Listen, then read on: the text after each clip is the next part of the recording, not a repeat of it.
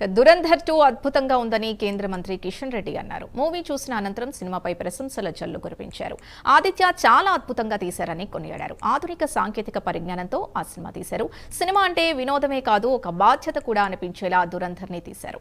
దేశ రక్షణ కోసం భద్రతా సిబ్బంది ఏ విధంగా పనిచేస్తున్నారో కళ్లకు కట్టినట్లు చూపించారన్నారు.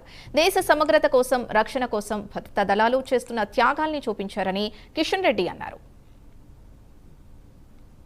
ది రివెంజ్ సంబంధించినటువంటి సెకండ్ పార్ట్ సినిమా చూడడం జరిగింది. ముఖ్యంగా ఆదిత్య గారు చాలా అద్భుతంగా ఈ యొక్క సినిమాను మరి రూపకల్పన చేయడం జరిగింది. అద్భుతంగా ఆధునికమైనటువంటి టెక్నాలజీతో సినిమాను రూపొందించడం జరిగింది.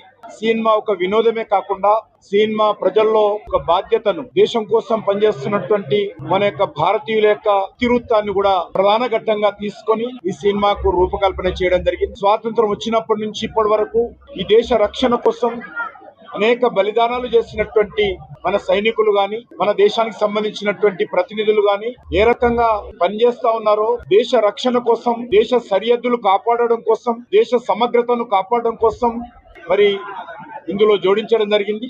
అద్భుతమైనటువంటి సినిమా దేశం ముందు, ప్రపంచం ముందు పెట్టడం కోసం